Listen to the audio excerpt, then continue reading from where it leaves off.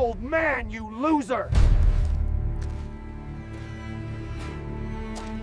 I hope you're right, Lieutenant. The bullet missed Sam Callen's head by 3 inches. Not because the shooter was bad, because Sam was better. At 60 years old, wearing a bright orange polo shirt that screamed, "Target!" He stood in a firefight that would kill half the men around him, men who'd spent the morning calling him Grandpa and Janitor. But when he keyed that radio and spoke one word, Specter, the Navy SEAL who'd laughed loudest went white as death. Because some ghosts don't stay buried. Before we dive into Sam's story, a story about pride blood and the lesson that nearly cost 23 lives, hit that subscribe button. This is going to be a long ride, and I promise you won't see the twist coming. Drop a comment with your city so I can see how far this tale travels. Trust me, you'll want to be here when the truth comes out. Sir? Sam's boots hit the dirt at Forward Operating Base Khyber Gate. Orange polo shirt, wire-rimmed glasses, gray hair, small frame. He looked like someone's accountant on vacation. Lieutenant Ryan Thorne saw him stepping off the transport chopper and actually stopped mid-sentence. You gotta be kidding me. Petty Officer Marcus Webb squinted through the dust. Is that our tech guy? They sent us a grandpa. Thorne's voice carried across the landing zone, loud, intentional. Hey Pops, bingo hall's back in Kandahar. 3 more SEALs materialized. Davis Kowalski Ramirez. Young, bored, hungry for entertainment. Davis pointed at the orange shirt. Man wants the snipers to spot him from orbit. Maybe he's colorblind, Kowalski added. Sam kept walking, didn't look at them, didn't respond, just a small nod, and kept moving toward the command tent. That silence hit different. Thorne felt it for half a second. Something in that calm, but pushed it down. Yeah, keep walking, Grandpa. Try not to break a hip. Laughter followed Sam across the compound. What they didn't see was the tattoo on his forearm. Faded ink. A Specter skull with wings. Numbers 7586. But they'd see it soon enough. Inside the command tent, Colonel Frank Rustova was staring at maps that lied. Sam entered, set down his bag. Rustova barely looked up. You're the analyst, Samuel Callen, data specialist. Civilian contractor. Rustova said it like a disease. You're here because Langley thinks we need better intel. I think we need more ammo and fewer desk jockeys. Sam pulled out a tablet. Old. Military grade, but outdated. Show me your next operation. Rustova stabbed a finger at the map. Valley Run. Taliban Logistics Hub. Serpent Spine Canyon. 3 vehicles, 12 men in and out by dawn. Sam's eyes moved across the map. Fast. Methodical. His fingers worked the tablet. When tomorrow, 0400 hours. Sam's fingers stopped. Cancel it. Rustova's head snapped up. Excuse me. Cancel the operation, or delay it 72 hours. Based on what? Sam turned the tablet. Heat signatures, wind patterns, reflection analysis. He pointed to 3 spots. These positions changed in the last 48 hours. Rocks moved, vegetation cleared.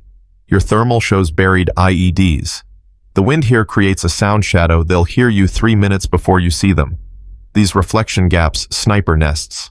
5 minimum, probably 7. The tent went quiet.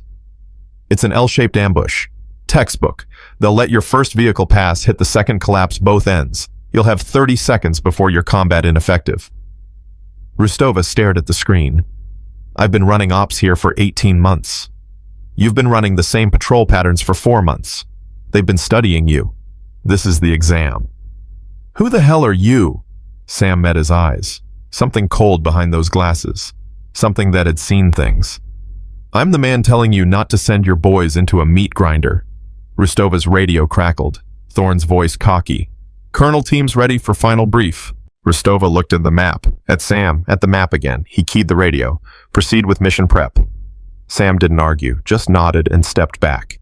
And that silence would haunt Rustova for the rest of his life. The brief happened in a plywood room that smelled like coffee and confidence. Thorne stood at the front, pointer in hand. His team sat cleaning weapons, checking gear. They'd done this 100 times. Sam sat in the back corner, tablet on his lap, silent. Extract here by 0620, Thorne was saying. Air support on standby. Intel says light resistance. That intel's wrong. Every head turned. Sam hadn't moved, hadn't raised his hand, just spoke into the silence. Thorne's jaw tightened. Did the civilian just interrupt a military briefing? The compound's a decoy. Real position's 300 meters north. You'll walk right past it. Based on what your magic tablet, Sam tapped the screen. Electromagnetic signatures, foot traffic patterns. Your lightly defended compound has no heat signature, no generators, no cooking fires. Nobody lives there. Webb leaned forward. So where are they? Sam zoomed the map. Underground, natural cave systems. They've expanded them. You breach the decoy, they hear it and collapse the exits. You'll be extracting bodies. Thorne slammed his pointer on the table. Let me explain something, Grandpa. I've got 96 successful operations, $2 million in training, and a team that doesn't need some desk jockey second-guessing every call. Sam didn't blink. Then you won't mind if I ride along. The room erupted in laughter. Davis could barely speak. Keep up with SEALs. I'll stay in the vehicle, for data collection. Thorne looked at Rostova, who stood by the door. Colonel. Rostova's face was stone. He rides in the trail vehicle. Non-combatant. Webb, you babysit. Webb groaned. Sir. That's an order. The team filed out. Thorne stepped close to Sam, close enough to smell the tobacco and ego. Listen, old man, stay out of my way. Men die when people hesitate.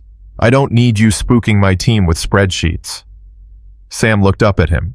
The height difference was significant, but something in Sam's eyes made Thorne's next words stick.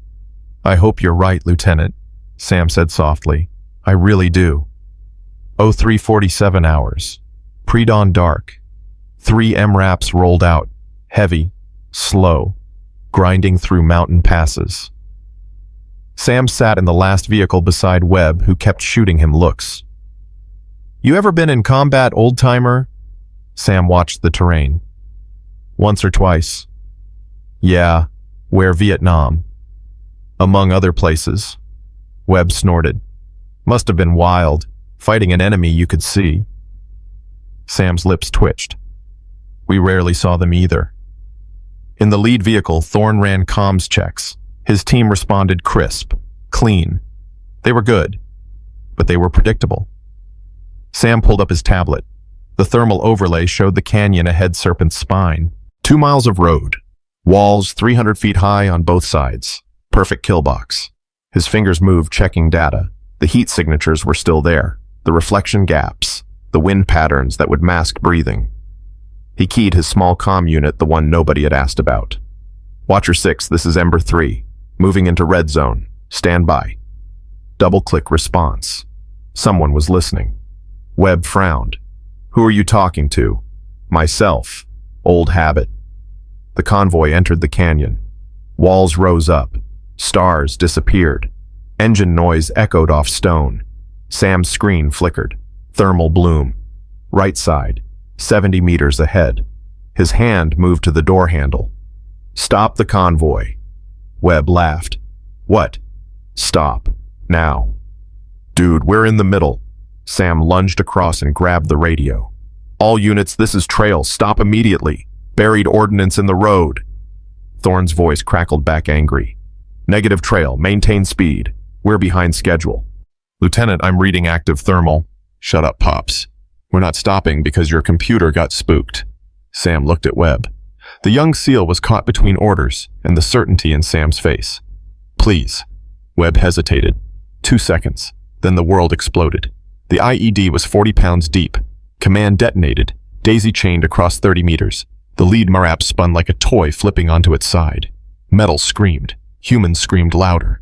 The blast wave hit Sam's vehicle like a wall. Webb's head smashed the window. The driver slumped. Sam was thrown against the door. Ribs cracked, blood in his mouth. His ears rang. The world moved slow.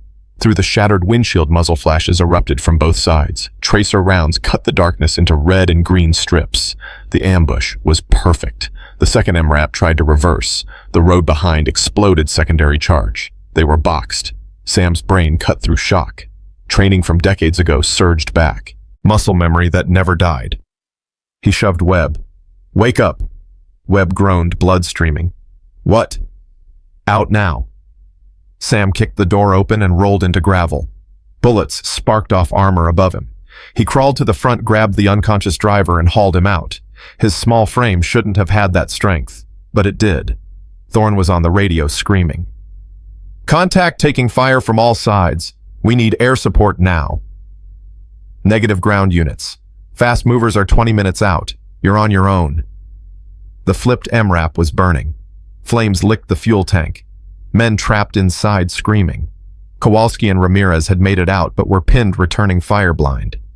Sam dragged the driver behind a boulder. Went back for Webb. The young SEAL sat in the dirt staring at nothing. "Webb," Sam slapped him. "On your feet." "I can't, there's too many." Sam grabbed his rifle. "Then sit here and die." He moved. Not like a 60-year-old civilian. Not like someone who should be teaching grandkids to fish. Like water. Low, fast, deliberate. He reached the burning MRAP. Davis was kicking the rear door, metal glowing hot. Sam found a tire iron, jammed it into the frame, leveraged with everything he had. The door gave. Davis fell out, coughing smoke. Behind him, Patterson and Cruz, both wounded. Sam dragged them clear. An RPG streaked overhead and slammed into the canyon wall. Behind the vehicle, Sam's voice cut through chaos. "Create a perimeter, overlapping fields of fire." Thorne was suddenly beside him, face black with soot, bleeding from everywhere. "Who the hell are you?"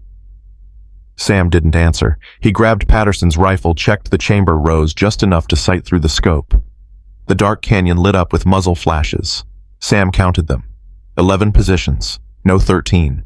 2 moving, trying to flank. He fired. 3 rounds. Pause. 3 more. Not suppressing fire. Not panic. Kill shots. First target dropped. Second dropped. The flanking movement stalled. Thorne stared. "How are you?" 3 o'clock high, Sam barked. "Sniper in the rocks." Ramirez swung up and opened fire. The sniper position went silent. Sam moved to the second MRAP.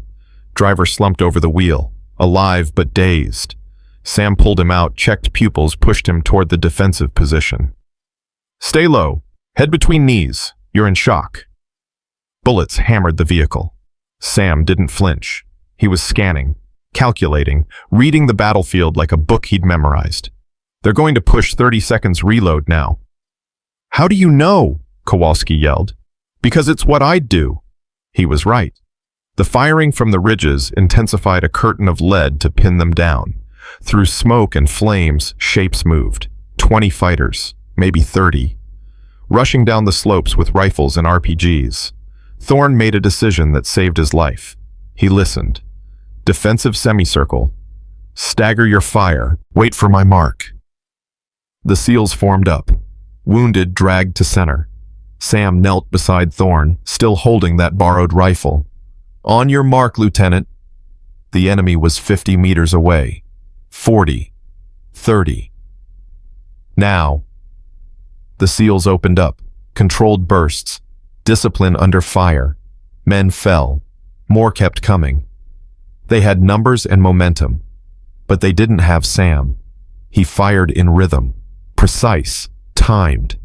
He wasn't aiming at the front runners. He was targeting the leaders, the ones shouting orders, directing fire, keeping the assault organized. When those men fell, the attack faltered, just for a second. But a second was enough. "Grenades!" Thorne roared. 4 grenades arced into darkness. Explosions lit the canyon. Bodies flew. The enemy's will broke. They retreated, firing wildly, dragging wounded. Silence fell. Just flames crackling. Men breathing hard. Thorne turned to Sam. Blood dripped from a cut over his eye. "Who are you?" Sam ejected the magazine, 3 rounds left, and handed the rifle back to Patterson. "I'm the man who told you this would happen." He walked away, pulling out that old comm unit. Hands steady, even though they shouldn't be. He keyed it. This is Specter. Coordinates authenticated. Extraction required priority alpha. 23 souls.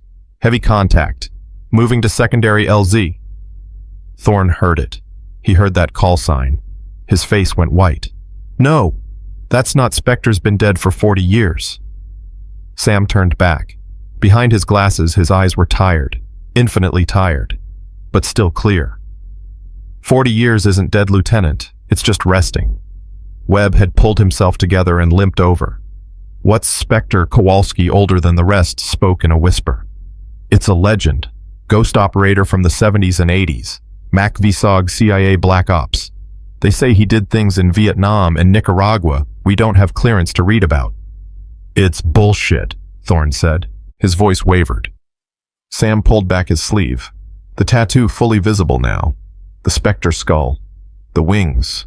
The numbers 1975 to 1986. Stories kept me alive when people knowing the truth would have gotten me killed, Sam said quietly. I went into the dark so boys like you could grow up believing in heroes. But the dark doesn't let go easy. He looked up at the ridges where shadows moved. They'll regroup. 20 minutes, maybe less. We need to move. Where? Davis asked. His voice was small now. Arrogance burned away. Sam pulled up his tablet screen, cracked but glowing. He showed them a secondary position. A plateau 300 meters west. Extract here. Better defensibility. Higher ground. We've got wounded, Ramirez said. We'll never make it carrying them. Yes, we will, Sam said. Not optimism. Fact. Because you're SEALs, and that's literally your job. So pick up your brothers and move. Something in his voice command that bypassed rank and went straight to survival made them obey. They fashioned stretchers from doors and rifle slings. Sam took the heaviest load himself. A 200-pound machine gunner named Chen who'd taken shrapnel to both legs. I got you, Sam murmured. Stay with me, son. They moved through the dark canyon, past burning vehicles, past bodies of enemies who'd almost won. Thorn walked beside Sam, helping carry Chen. He spoke low. In '86, there was a mission, classified above my pay grade. A ghost unit hit a Soviet convoy in Nicaragua, destroyed a weapons shipment, disappeared. No names, no records, just one word in the after-action report, Specter. Sam didn't respond. Was that you? I've been a lot of people, Lieutenant. Most of them are dead now. They reached the plateau. Distant rotors echoed through mountains. 2 Blackhawks came in low, door gunners scanning for threats. The lead pilot's voice crackled. Specter, this is Guardian 1. We have your position. Coming in hot. Thorn stared at Sam. They scrambled this extraction specifically for you. They scrambled it for everyone, Sam corrected. I just made the call. But that wasn't entirely true. They both knew it. Someone very high up had heard that call sign and moved heaven and earth. The Blackhawks touched down. Para-rescue jumpers poured out, grabbing wounded with professional efficiency. The PJ team leader, grizzled salt and pepper hair, stopped when he saw Sam. He saluted. Full formal. Sir. Sam shook his head. I'm not sir anymore. Just Sam. Then Sam, we're damn glad you're still breathing. They loaded wounded first. Then the rest of the team. Sam was last aboard. Before he did, he looked back at the canyon, at the fire, the smoke, the place where young men learned that confidence without wisdom was just expensive suicide. Thorn grabbed his arm. When we get back, you're going to explain everything. Sam met his eyes. No, Lieutenant, I'm not. The Blackhawk lifted off. The canyon fell away below them. Back at Khyber Gate, the sun was rising. Sam stood on the tarmac while medics worked on wounded. Colonel Rostova approached with a tablet, face grim. I made some calls, or tried to. Your file's sealed tighter than nuclear codes. I don't have clearance. My CO doesn't have clearance. I called a 3-star I've known for 20 years. He hung up on me. Sam said nothing. But I found one thing. A note from 1986. Field casualty report from an operation that doesn't officially exist. Samuel James Callen. Presumed KIA. Memorial service at Arlington in '87. There's a stone with your name on it. I know, Sam said. I visit it sometimes. What happened to you? Sam watched the sun climb over mountains. The same mountains that had swallowed armies, empires' dreams of conquerors. I died, he said simply. And then I came back as someone who could die again if he needed to. But mostly, Colonel, I just got old. Rustova's radio squawked. Sir wounded are stable, ready for medevac to Bagram. The colonel keyed it. Proceed. He turned back to Sam. You saved 23 lives today. Those 23 wouldn't have needed saving if someone had listened 12 hours ago. Fair point. Rustova extended his hand. Stay. We need someone like you. Sam shook the hand but shook his head. You need someone like Lieutenant Thorne. He'll get there. Give him time and pain in equal measure. He walked toward the transport chopper that would take him back to Kandahar. Back to wherever men like him went when they weren't being ghosts. Thorne caught up at the ramp. Wait. Sam turned. The arrogance was gone. What remained was raw and real. I was wrong, Thorne said. About you. About everything. Yes. Teach me. Sam studied him, saw the youth, the potential, the scars that would shape him if he survived. You're already learning, Lieutenant. Payne's a faster teacher than I ever was. Then tell me one thing. How did you know about the ambush? Sam smiled faintly. Because 40 years ago I helped design it. Different country, same mountains, same mistakes by men who thought their technology made them invincible. He paused. Tactics don't change, son. Just the boys who die learning them. He started up the ramp. Sam. He stopped. Will I see you again? Sam looked back one last time. Morning light caught his glasses, turning them into mirrors. You'll see men like me, your whole career, Lieutenant. We're the ones sweeping floors, running comm checks, double-checking your paperwork. We don't wear medals because we're not supposed to exist. But we're there, always watching, always ready. He smiled. Try not to need us. The chopper lifted off. On the ground, the SEALs stood together, wounded and whole, humbled and alive. They watched the helicopter become a speck against mountains, carrying a man who was legally dead, carrying a story they'd never be allowed to tell. Thorne's radio crackled one last time, a voice distorted by distance. Lieutenant, this is Specter. Final piece of advice. I'm listening. That bright orange shirt. It wasn't stupid, it was bait. If you're going to be a target, be the target that draws fire away from your brothers. Sometimes the best tactic is looking like the worst mistake. The transmission cut. Webb whistled low. He wore that color on purpose, to draw their fire. Kowalski nodded slowly. Old Bastard was protecting us before we even knew we needed it. Thorne stared at the horizon where the helicopter had vanished. Who was he really? Nobody answered. Because legends don't need answers. They just need witnesses. And 23 Navy SEALs would spend the rest of their lives witnessing. 3 days after the canyon, Thorne couldn't sleep. Every time he closed his eyes, he saw that orange shirt moving through smoke, heard that calm voice giving orders that saved his life. Felt the weight of his own arrogance crushing his chest like the blast wave that should have killed him. He sat in the mess hall at 0200 hours, staring at cold coffee. Webb found him there. You look like hell, LT. Thorne didn't look up. I keep thinking about what he said, that he told us, 12 hours before, and we didn't listen. Webb sat down. His face was still bruised from hitting that window. We're alive. That's what matters. Davis isn't walking right. Cruz lost hearing in his left ear. Patterson's got third-degree burns on his hands. Thorne's voice was flat, empty. All because I thought I knew better than a man wearing a golf shirt. You didn't know who he was. That's the problem, Webb. I should have known that not knowing was the point. Webb was quiet for a moment. Then, Colonel wants to see you. 0600. Says it's about the after-action report. Thorne finally looked up. What's there to report? We walked into exactly what we were warned about. 23 men almost died because their commander was too proud to listen to the help he was given. You can't put that in the report. Why not? It's true. Webb leaned forward. Because truth like that ends careers. And we still need you, LT. Learn from it. Don't die on it. But Thorne wasn't sure he deserved to learn from it. He wasn't sure he deserved to still be breathing. At 0600, Thorne stood outside Rustova's office. He could hear voices inside. The colonel's, and someone else. Someone whose voice carried weight that had nothing to do with volume. Thorne knocked.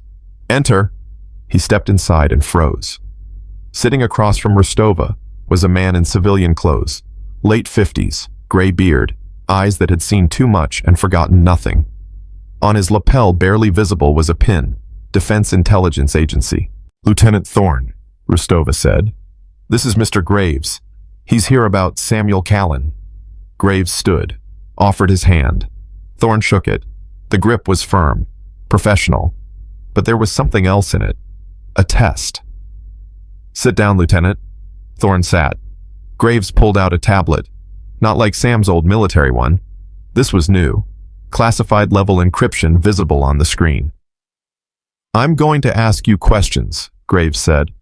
You're going to answer them truthfully. Nothing you say leaves this room. Understood? Yes, sir. Don't call me sir. I work for a living. Graves smiled, but it didn't reach his eyes. Tell me everything Samuel Callen said and did from the moment he arrived until the moment he left. Thorne told him. Every word, every moment.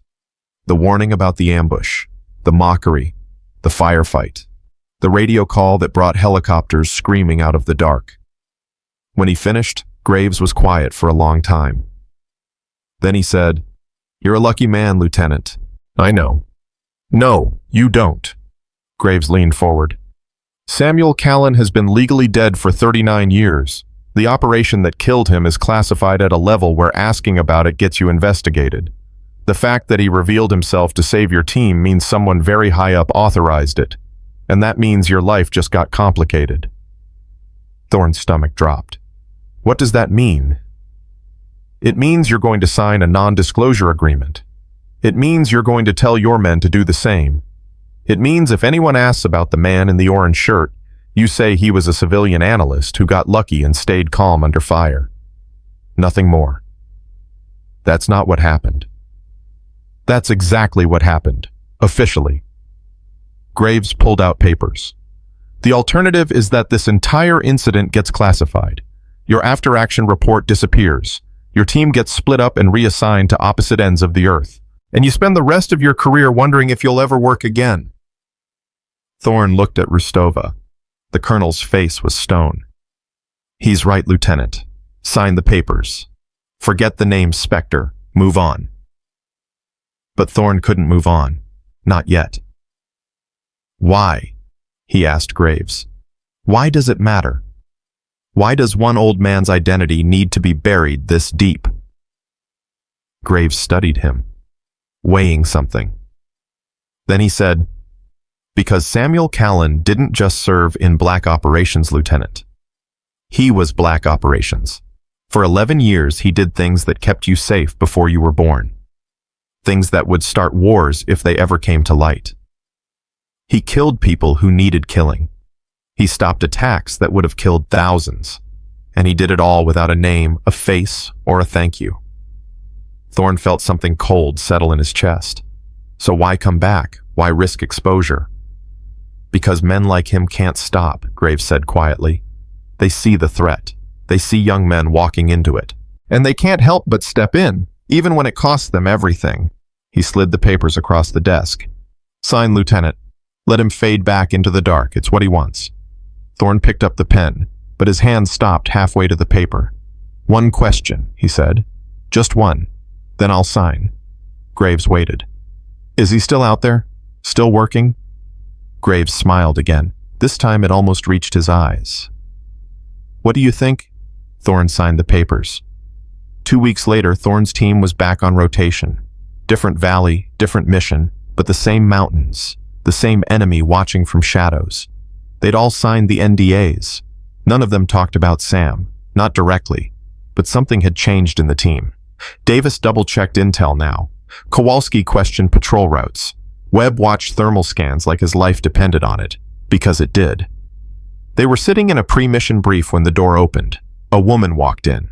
40-something, athletic build, dark hair pulled back, civilian clothes but military bearing. "Gentlemen," she said, "I'm Dr. Sarah Chen, threat assessment specialist. I'll be accompanying your next 3 operations." Thorne's eyes narrowed. "We already have a threat assessment protocol." "I'm aware. Consider me an upgrade." She pulled out a tablet, old military grade, outdated, and Thorne's heart stopped. It was the same model Sam had used. Webb saw it too. His eyes went wide. Dr. Chen noticed their reaction. Her expression didn't change, but something flickered in her eyes. Recognition. Understanding. "Problem, Lieutenant?" "No, ma'am. Welcome to the team." She nodded and took a seat in the back corner, the same corner Sam had sat in. After the brief, Thorne caught her in the hallway. "Dr. Chen, a word." She turned. "Lieutenant." He stepped closer, lowered his voice. "I know what you are. I'm a threat assessment specialist. You're a ghost, like him." She didn't confirm or deny, just looked at him with eyes that had seen too much. "The question, Lieutenant, is whether you'll make the same mistake twice." She walked away, and Thorne realized that Sam hadn't been an anomaly. He'd been one of many. The operation launched at dawn. Target a compound suspected of harboring a high-value Taliban commander. Intel said 12 hostiles, light weapons, minimal fortifications. Dr. Chen rode in Thorne's vehicle. She spent the entire drive staring at her tablet, running numbers, checking data that Thorne couldn't see. 10 minutes from the target, she spoke. "Stop the convoy." Thorne felt ice in his veins. "Why?" "The compound's empty, has been for 3 days. You're being drawn into a secondary kill zone half a click east." Ramirez, driving, looked at Thorne in the mirror, waiting. Thorne remembered the canyon, the fire, the screaming. He keyed the radio. "All units halt. Hold position." "Negative," came a voice from command. "Mission timeline is critical. Proceed to target." Dr. Chen leaned forward. "If you proceed, you'll lose 12 men in the next 8 minutes. The compound is wired. The real ambush is waiting in the ridgeline." Thorne stared at her, at that old tablet, at eyes that reminded him of Sam's. He made a decision. "All units, this is actual. We're aborting. Fall back to checkpoint Alpha." "Lieutenant, you do not have authorization to abort." "Then court-martial me. We're not dying for bad intel. Fall back, now." The convoy reversed course. Dr. Chen's tablet pinged. She showed Thorne the screen. Thermal signatures flooding into the compound they'd just avoided. 40 fighters, maybe 50. "They were waiting," she said quietly. "Good call, Lieutenant." Thorne's hands were shaking. "How did you know?" Same way he knew. Pattern recognition, experience, and a willingness to trust that sometimes the data knows more than the generals. Back at the Phobie, Thorne was summoned to Rostova's office. He expected to be relieved of command. Instead, he found Rostova with a bottle of whiskey and 2 glasses. "Sit." Thorne sat. Rostova poured, slid a glass over. "You disobeyed a direct order today." "Yes, sir." "Command is furious. They're calling it cowardice, insubordination." "Yes, sir." Rostova picked up his glass. "They're also wrong. Surveillance confirmed 53 enemy fighters in that compound. You saved your team's lives by trusting your gut and Dr. Chen's assessment." He drank. Thorne followed. "Dr. Chen," Rostova continued, "has been assigned to us for the next 6 months. She reports to no one on this base. Her assessments override all operational intel. That comes from a 2-star I've never heard of." Thorne understood. "She's one of them." "I don't know what them is, Lieutenant, and I don't want to know. What I do know is that ever since Samuel Callen walked onto this base, we've had 3 aborted missions and 0 casualties. That's the best record in theater." He poured another round. "So here's your order. Listen to Dr. Chen. Question the intel, trust your instincts, and bring your men home alive. Can you do that? Yes, sir. Good, because I'm not losing any more boys to pride, mine or anyone else's. Thorne left the office and found Dr. Chen waiting outside. Walk with me, she said. They walked the perimeter of the base. The sun was setting. The mountains glowed red. You want to ask me about him, Dr. Chen said. Not a question. Yes. I can't tell you much, but I'll tell you this. Samuel Callen was my instructor, 20 years ago, when I was young and thought I knew everything. She smiled. He taught me that the best warriors are the ones who prevent the fight, that killing is easy, saving lives is hard. Is he still alive? Define alive. Thorne stopped walking. Is he out there still working? Dr. Chen looked at the mountains, at the shadows growing long. There's a network, Lieutenant, people who exist in the margins. They have no names, no records, no glory. They watch, they wait. And when young men like you are about to die for someone else's mistake, they step in. How many are there? Enough. Not as many as there should be. She turned to face him. Sam chose to reveal himself to save you. That's a gift, Lieutenant, a rare one. Most men go their whole careers never knowing who's watching their back. Why me? Why my team? Because you're good. Because you have potential. Because someone decided you were worth saving. She paused. Don't waste it. She walked away, leaving Thorne alone with the sunset and questions he'd never get answered. That night, Thorne gathered his team. Webb, Davis, Kowalski, Ramirez, Patterson, Cruz. The men who'd survived the canyon, who'd signed the papers, who knew the truth, even if they couldn't speak it. Listen up, Thorne said. We've been given a gift, a second chance. We almost died because I was too proud to listen. That stops now. He looked at each of them. From now on, we question everything. We trust our training but verify the intel. We listen to people who know more than us, and we bring each other home. No matter what. Understood. Understood, LT. Webb raised his hand. What about Dr. Chen? We listen to her like our lives depend on it. Because they do. Davis spoke up. You think she's like him? Like Specter? Thorne thought about the tablet, the eyes, the certainty in her voice. I think we've been assigned a guardian angel, and I think we should be grateful instead of asking questions. Kowalski nodded slowly. Fair enough. They spent the next 2 hours going over mission protocols, not the official ones, the real ones, the ones that kept you alive. Check thermal twice, trust your gut, question the timeline, watch the flanks, never assume the intel is complete, and always listen when someone tells you to stop. As the meeting broke up, Ramirez pulled Thorne aside. LT, can I ask you something? Shoot. Do you think he's watching right now? Thorne looked out at the dark mountains, at the base perimeter lit by floodlights, at the shadows beyond. Yeah, he said quietly. I think they're always watching. Does that scare you? Thorne thought about it, about the canyon, the fire, the calm voice in the chaos. No, it makes me feel like I'm not alone. Like someone gives a damn whether I make it home. Ramirez smiled. Good, because I was starting to think we were on our own out here. Never alone, Ramirez. Remember that. 3 months passed. Dr. Chen accompanied 14 missions, aborted 6 of them. Every single abort was validated by subsequent intelligence, showing ambushes IEDs or overwhelming enemy force. 0 casualties. The team started to trust her, started to understand that pride wasn't strength, that admitting you didn't know could save your life. Then came the mission that changed everything. High-value target. Taliban commander responsible for 17 American deaths. Intel said he was hiding in a village near the Pakistani border. Time-sensitive, limited window, authorization from the highest levels. Dr. Chen reviewed the intel for 2 days straight. Then she walked into Thorne's office and said, "Don't go." Thorne looked up from his maps. "This is straight from JSOC. We have to go."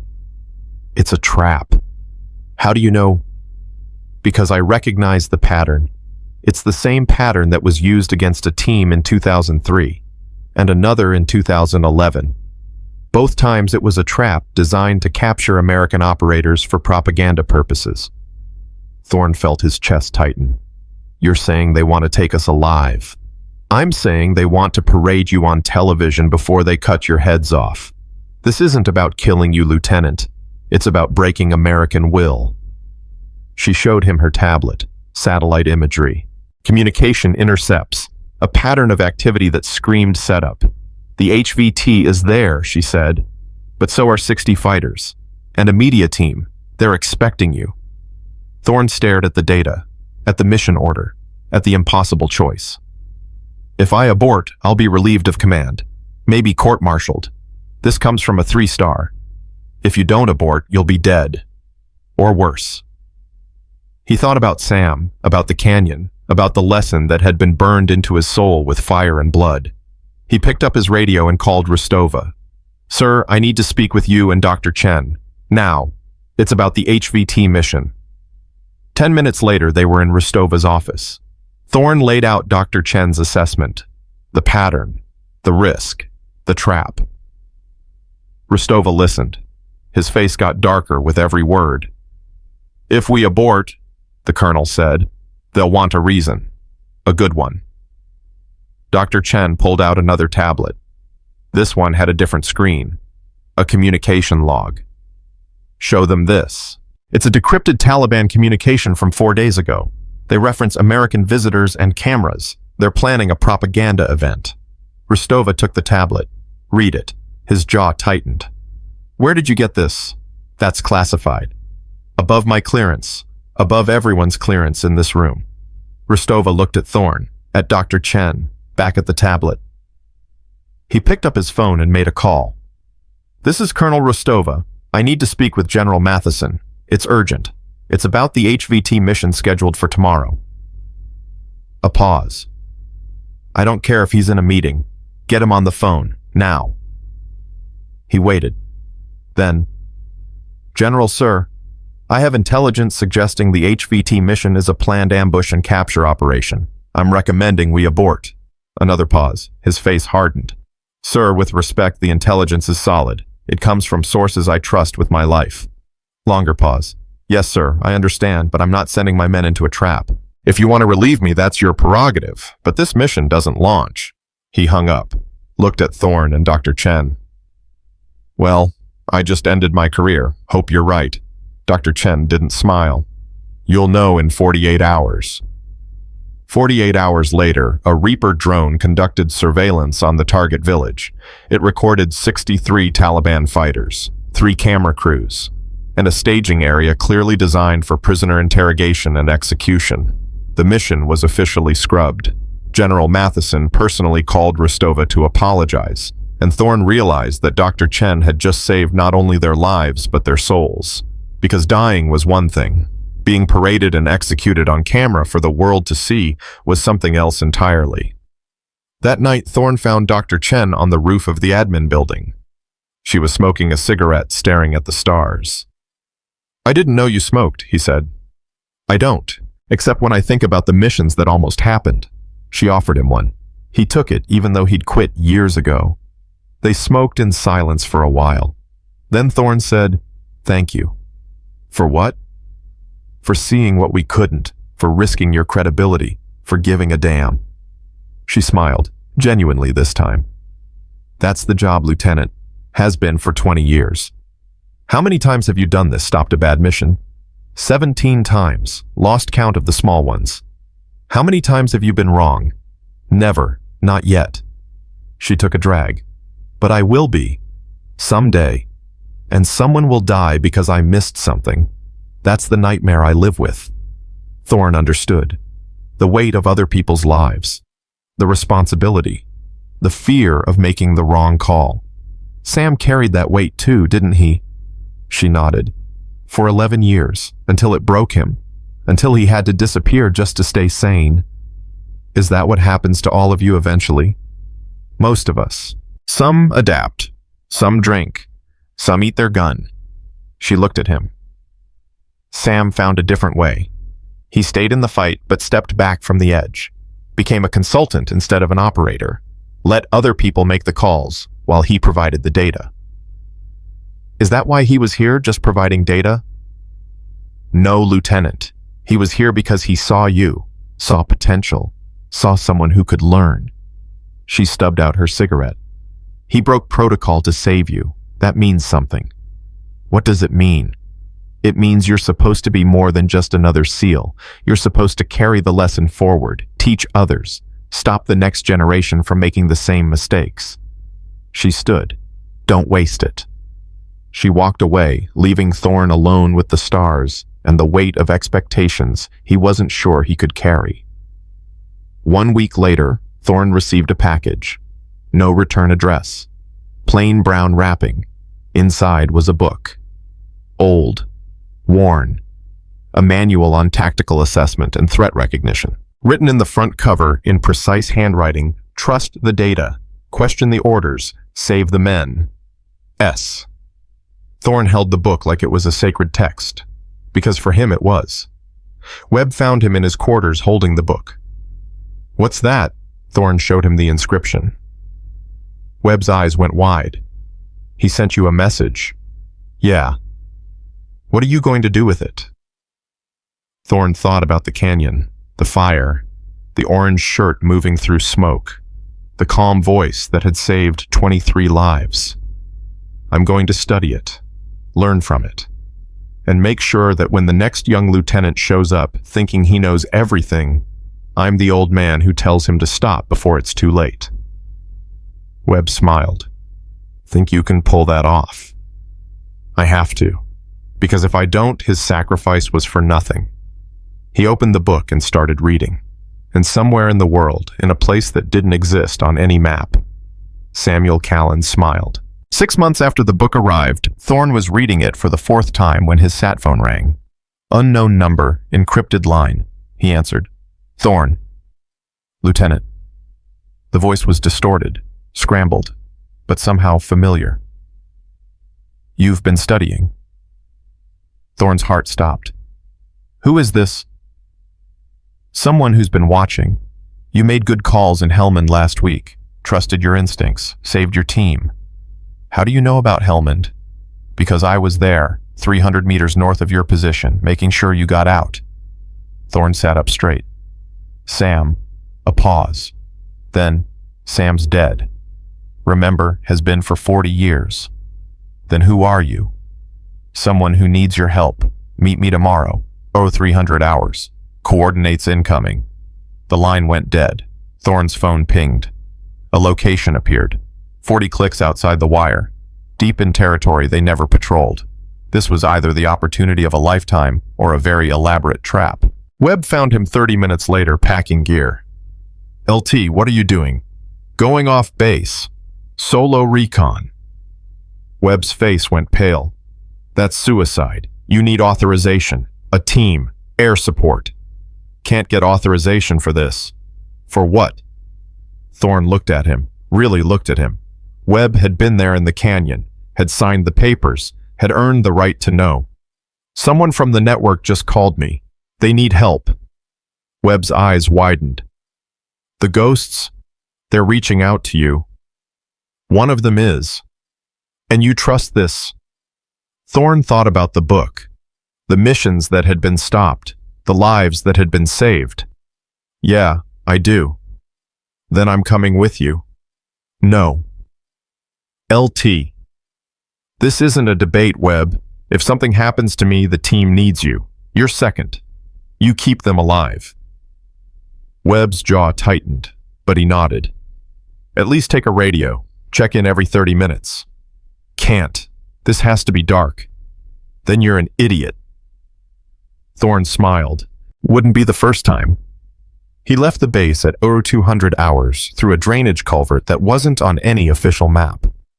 Dr. Chen had shown it to him 3 months ago during a hypothetical discussion about emergency exfil routes. Now he knew why she'd shown him. The meeting point was a destroyed compound. Soviet era. Walls crumbling, no roof. The kind of place that had seen too much death to remember individual ghosts. Thorne approached slow, weapon ready, eyes scanning. A voice came from the shadows. "You can relax, Lieutenant. If I wanted you dead, you'd never have made it past the culvert." Sam stepped into the moonlight. He looked older, thinner. The orange polo was gone, replaced by local clothes. Pakol hat, worn jacket. He could have been any Afghan elder, except for the eyes. Those eyes were still sharp, still saw everything. "You came," Sam said. "You called. I wasn't sure you would. Thought you might have moved on, forgotten the lesson." Thorne pulled out the book. "I read it every week, every mission. It's kept my men alive."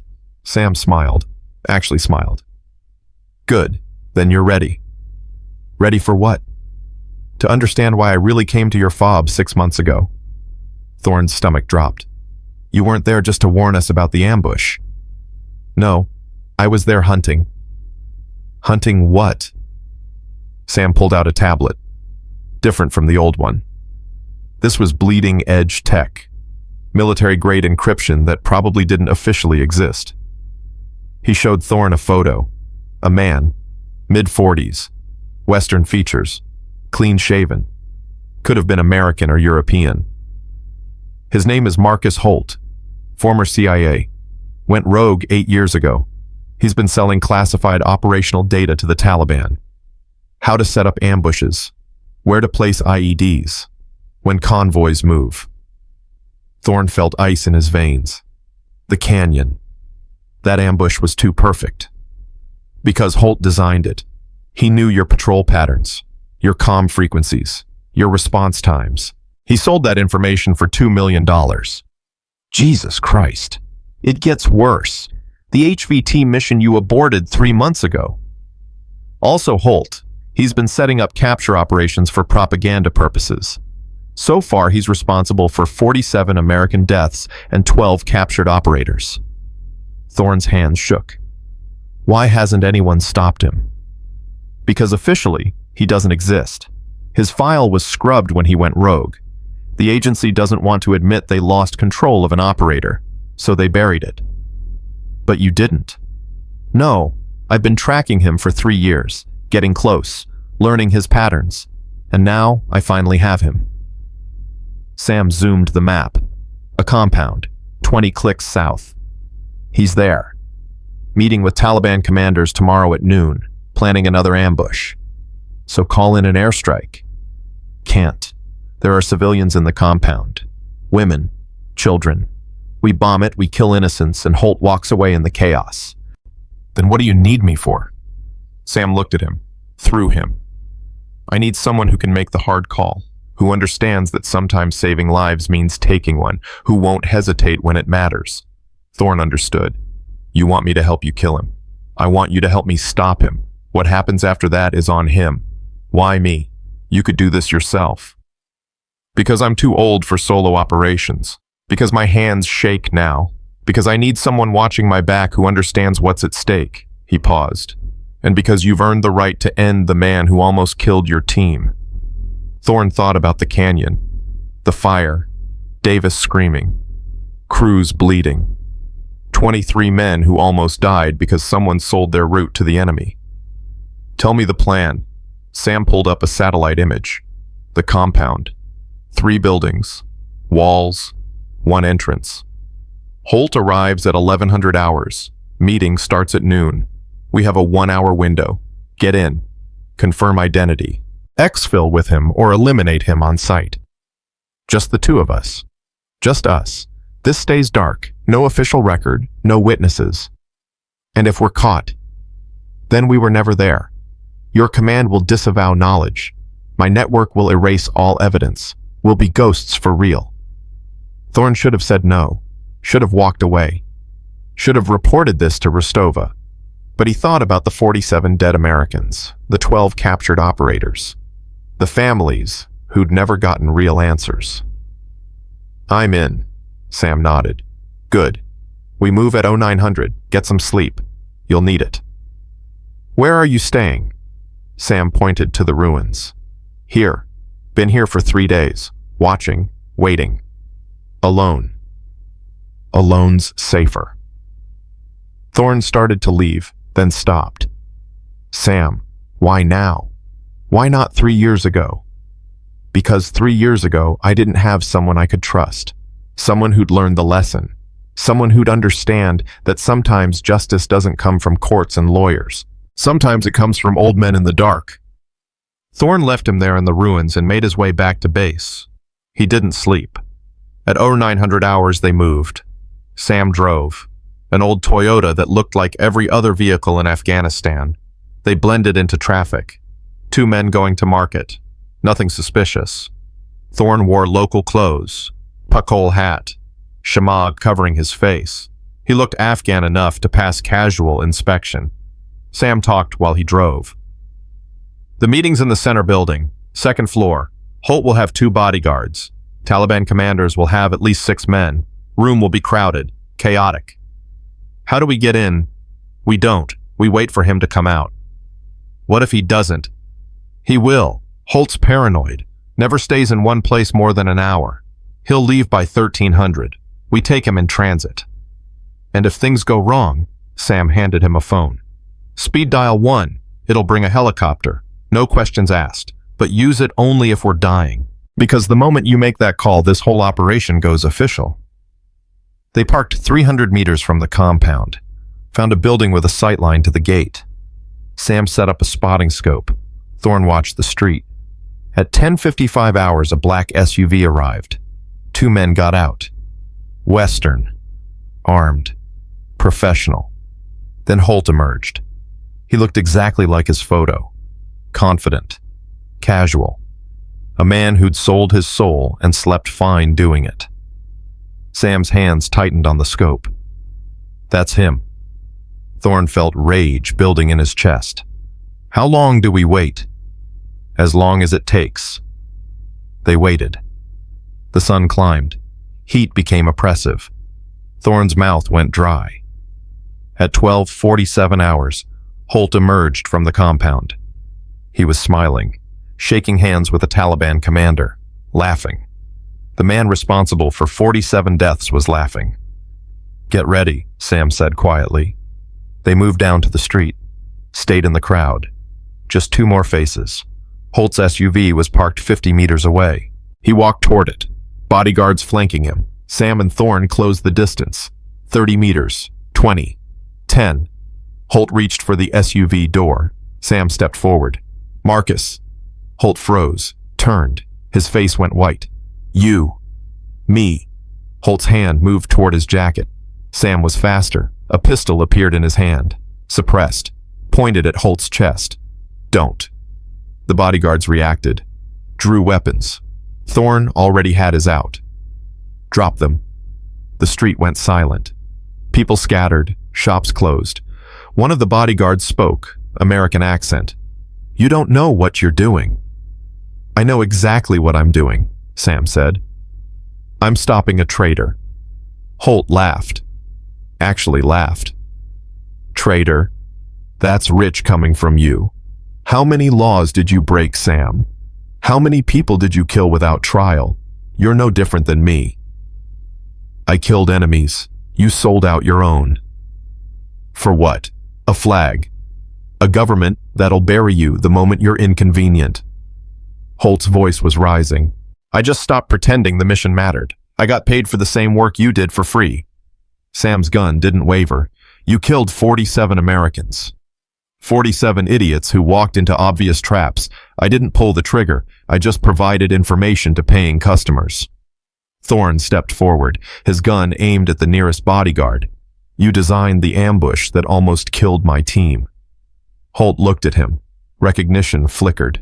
The canyon? Yeah, that was a good one. Would have been perfect if some old man hadn't been there to save you. That old man is about to end you. Holt smiled. No, he won't.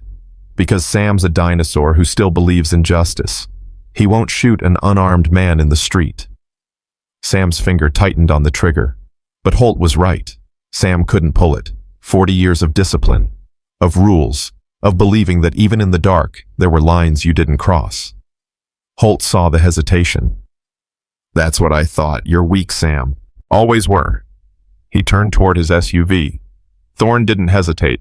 He shot the first bodyguard in the leg. The man went down screaming. The second bodyguard swung his weapon toward Thorne. Sam shot him. Center mass. Professional. Clean. Holt ran. Thorne chased. Through the street. Past screaming civilians. Into an alley. Holt was fast. Younger. But Thorne had been training for this his entire career. He caught him 30 meters in. Tackled him into the dirt. They fought. Holt was skilled. CIA training. Dirty tricks. He got Thorne's gun away. Landed a punch that split Thorne's lip. But Thorne had been in the canyon. Had felt fire and death. Had learned from Sam that sometimes you fought not for victory, but for the men who couldn't fight anymore. He got on top. Pinned Holt down. His hands went to Holt's throat. This is for Davis. For Cruz. For Patterson. For every man you sold out. Holt's face turned red. Then purple. His hands clawed at Thorne's wrists. Sam appeared at the alley entrance. Thorne, stop. Thorne didn't stop. Thorne, stand down. He deserves this.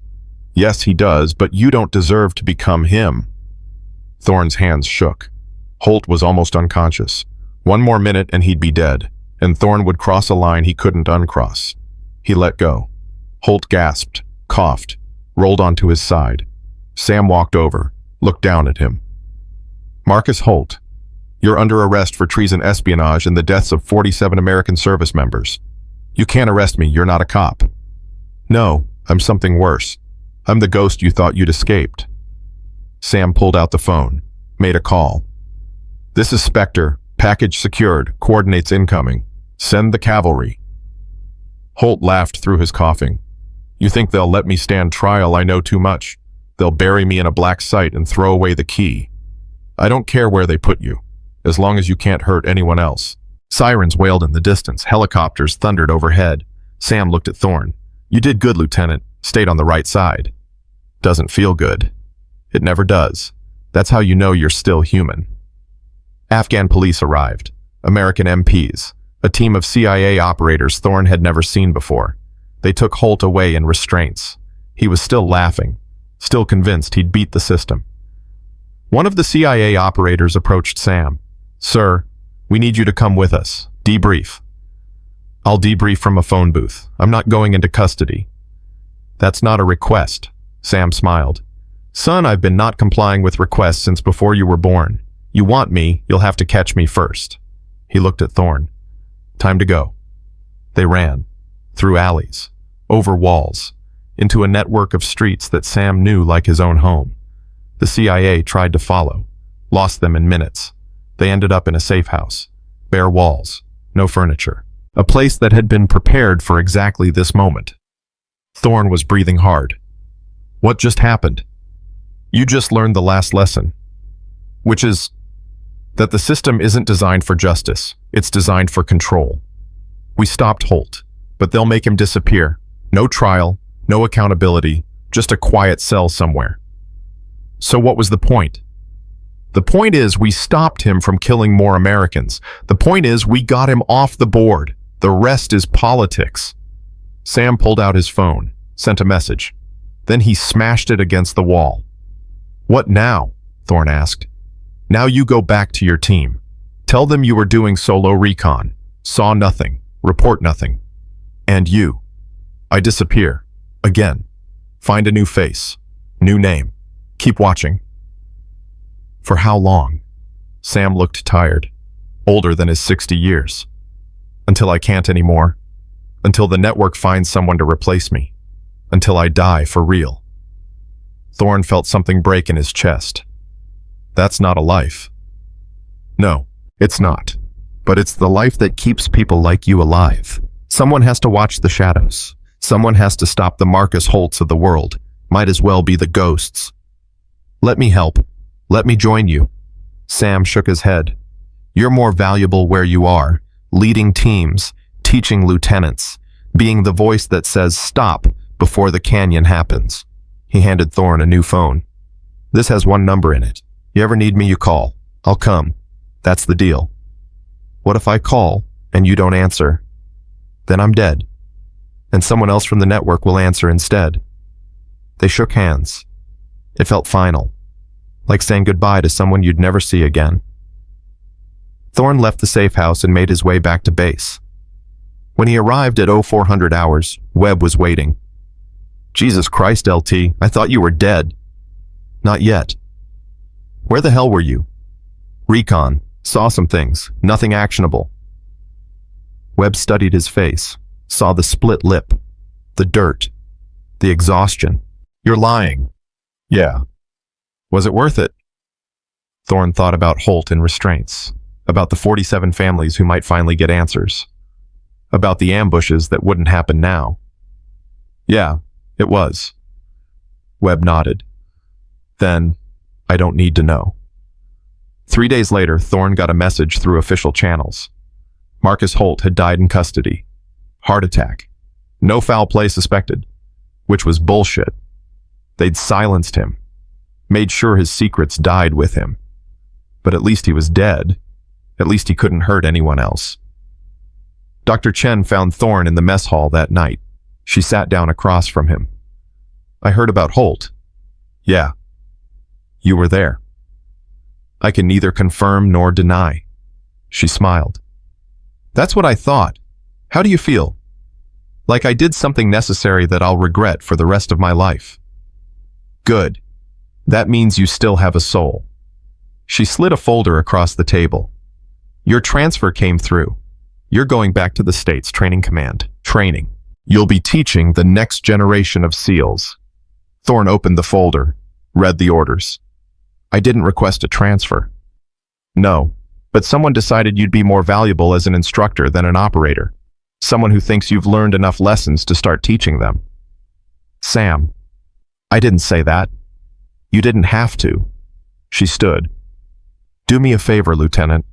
When you're teaching those young SEALs, tell them about the man in the orange shirt. Tell them about the canyon. Tell them that pride kills more soldiers than enemy bullets. I will. And tell them that there are people watching. People they'll never see. People who care whether they live or die. Tell them they're never alone. She walked away. Thorn looked at the transfer orders, effective in 2 weeks. He thought about Sam, about the network, about the ghosts who lived in shadows so others could walk in light, and he realized this was his mission now, not to be a ghost, but to make sure the next generation never needed one. 2 weeks later, Thorn said goodbye to his team. Webb, Davis, Kowalski, Ramirez, Patterson, Cruz, the men who'd survived the canyon, who'd learned the lesson, who'd carry it forward. You keep each other alive, Thorn told them. You question the intel, you trust your instincts, you come home. What about you, LT? Webb asked. I'm going to make sure other teams don't have to learn the hard way. They saluted, not because protocol demanded it, but because respect earned it. Thorn boarded the transport plane that would take him back to Virginia, back to the training center, back to a life where he could sleep without checking corners. But before the plane took off, his phone buzzed. A message. Unknown number. You did good, Lieutenant. Now go teach them better. S. Thorn looked out the window at the Afghan mountains, at the shadows where ghosts lived. He typed back, I will. Thank you for everything. The response came immediately. Thank me by keeping them alive. The plane lifted off, and somewhere in those mountains, Sam watched it go. Then he turned and walked back into the shadows where he belonged.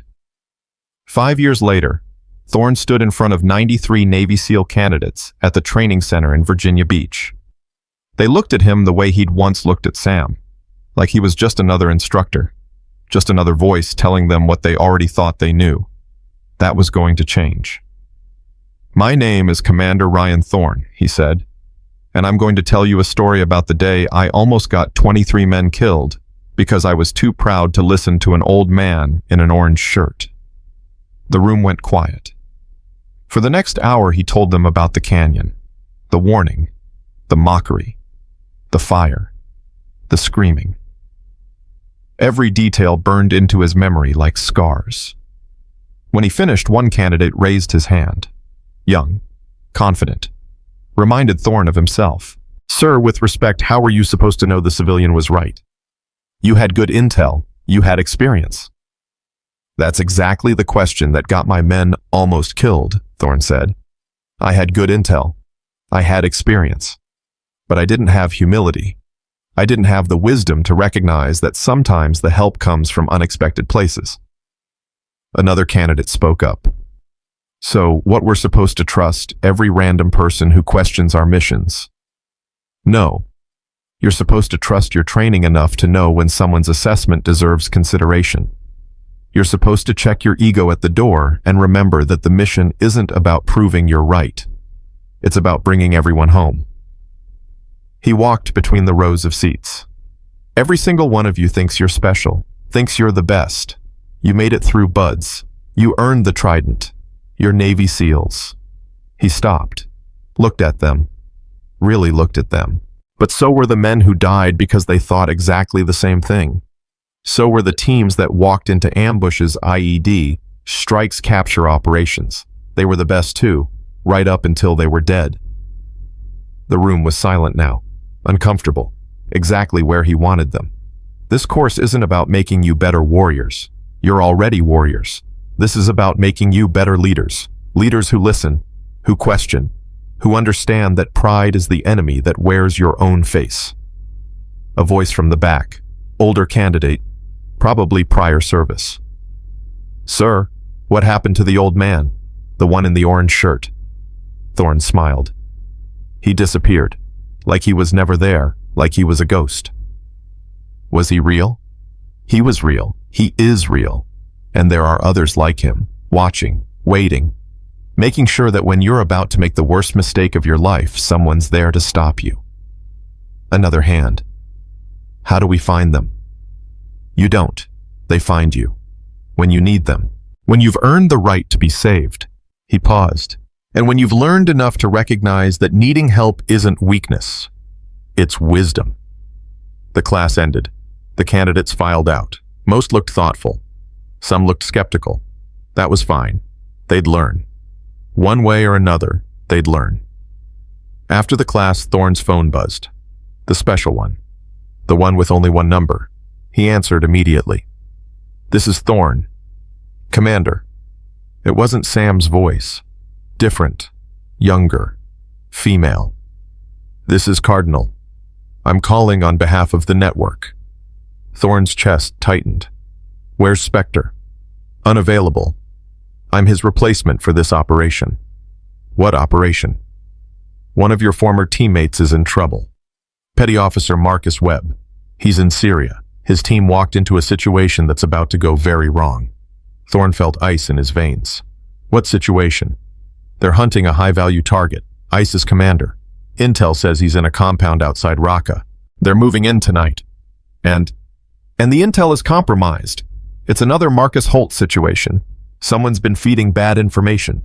Webb's team is walking into a trap designed to take them alive. Thorne was already moving, grabbing gear. How long do I have? 8 hours, maybe less.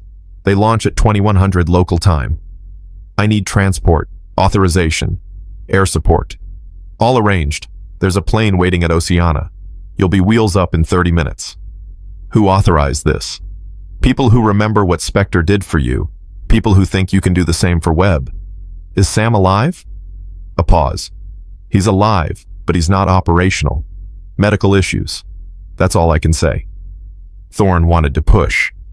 Wanted to demand answers. But there wasn't time. I'm on my way. The flight to Jordan took 14 hours. Thorne spent every minute reviewing intel, studying maps, trying to find the pattern that would tell him where the real threat was. Cardinal had sent files.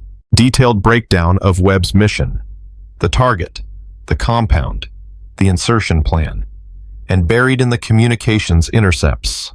Thorne found it. A phrase. Repeated 3 times in different messages. The American visitors will arrive for tea. Same phrase that had been used in the mission he'd aborted 5 years ago. The one Dr. Chen had flagged as a propaganda trap. They were using the same playbook, which meant someone was still alive who'd learned from Marcus Holt. The plane landed at a forward operating base in Jordan. Thorne was met by a liaison officer. Young, Marine. Looked like he'd been told exactly nothing about why he was there. Commander Thorne, I'm supposed to get you anything you need. No questions asked. I need a helicopter. A pilot who knows Syrian airspace. And weapons. Lots of weapons. All staged and ready, sir. How long to get to Raqqa? Hour and a half. Maybe 2 if we have to dodge Syrian air defense. We don't have 2 hours. Get me there in 90 minutes. Sir, that means flying low and fast through hostile territory. Then we better hope your pilot's good. The Marine smiled. He's the best we've got. The helicopter was a Black Hawk, modified for long-range insertion. The pilot was a CWO named Chen. No relation to Dr. Chen, but Thorne found the coincidence comforting. Commander, Chen said, where exactly are we going? Thorne showed him the coordinates. Here, and we need to get there before 2100 local. Chen checked his watch. That's cutting it close. I know. What's the mission? Stopping my people from walking into a trap. Chen nodded. Good enough for me. Strap in.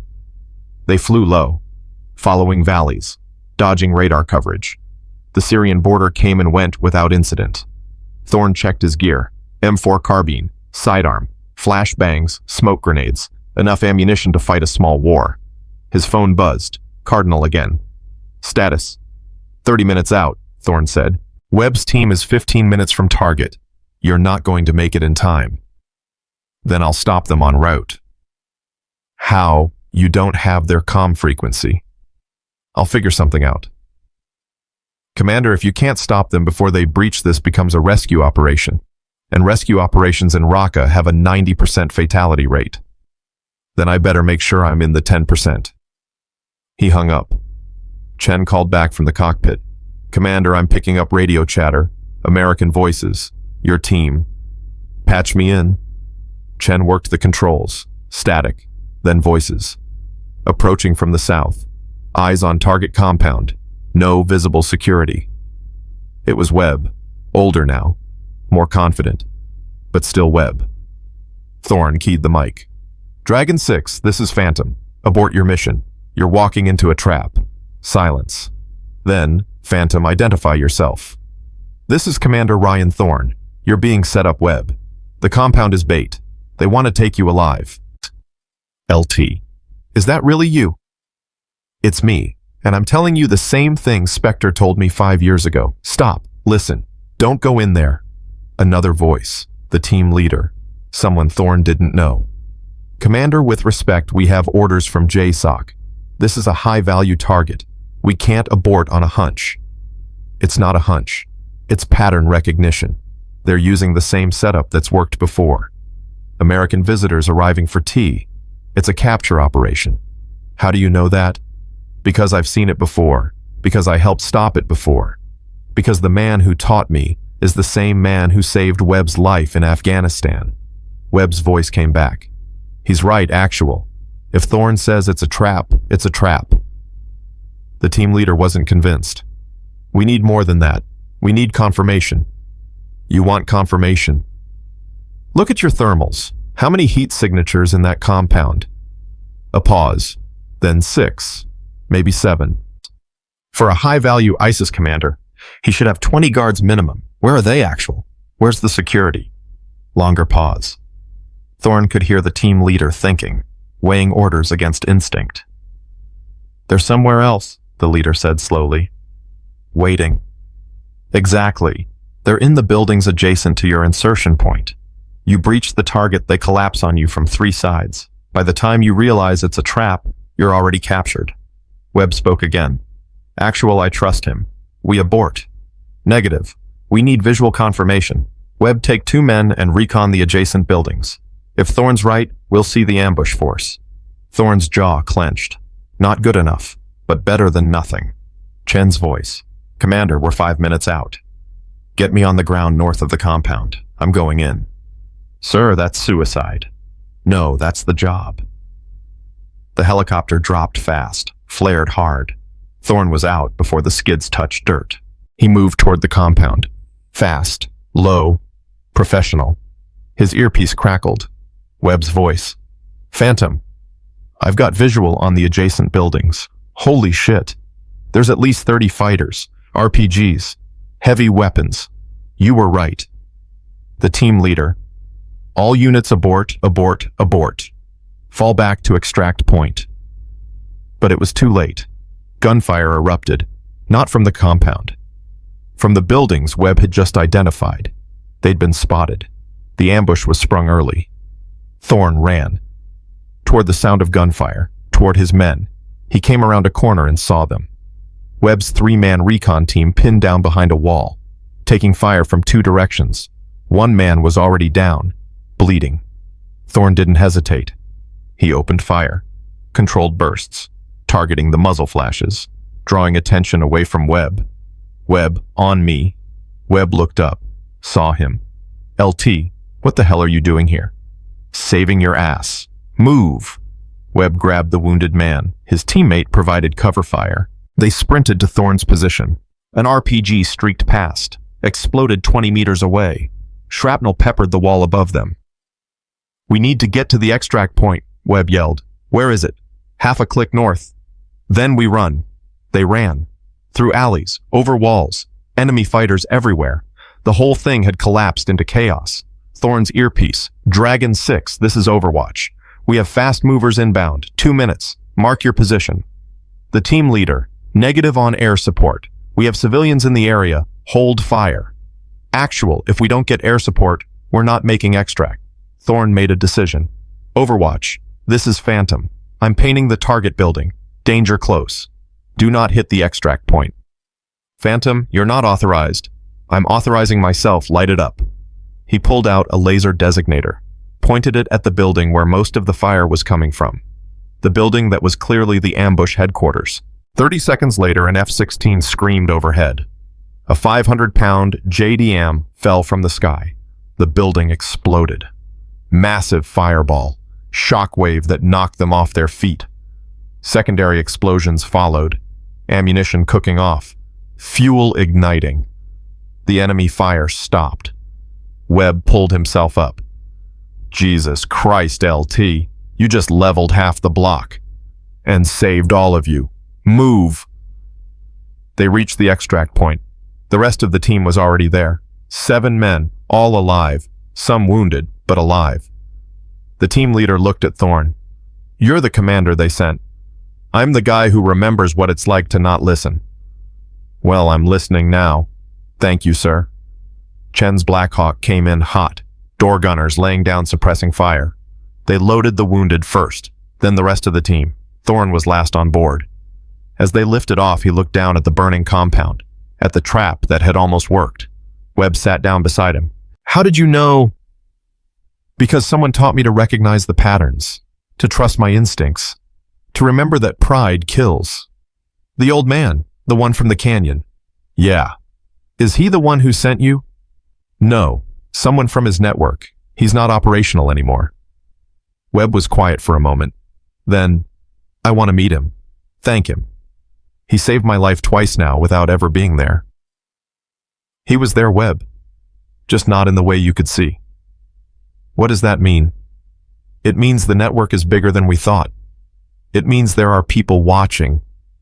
People who care. People who step in when we're about to make the worst mistake of our lives. Webb nodded, looked out at the Syrian night. I almost died today. Yeah.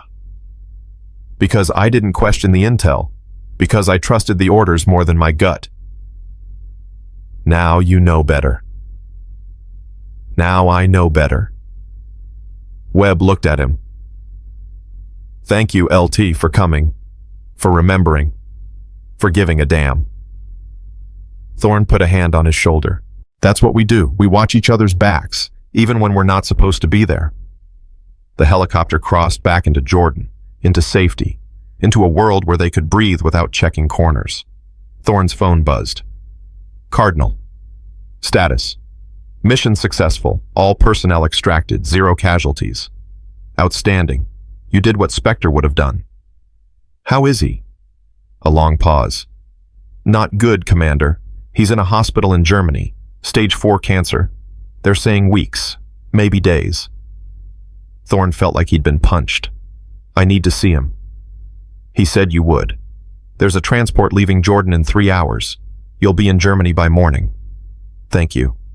Commander, he asked me to tell you something. What? He said you passed the test. He said you're ready to carry it forward. Ready for what? You'll understand when you see him. The call ended. Thorn sat back, closed his eyes, thought about the old man in the orange shirt, the ghost who'd saved his life, who'd taught him that wisdom was more valuable than pride, who was dying alone in a hospital bed somewhere in Germany. Webb noticed his expression. LT, you okay? No, but I will be. What's wrong? The man who saved us, the one you wanted to thank, he's dying. Webb's face fell. Can we see him? I'm going to. You should come too. Why me? Because he saved your life. Because you deserve to look him in the eye and understand what he sacrificed so you could keep breathing. Webb nodded. Then I'm coming. The hospital was a military facility outside Landstuhl. Secure, quiet. The kind of place where people came to either heal or die. Sam was in a private room, 3rd floor. No guards, no fanfare.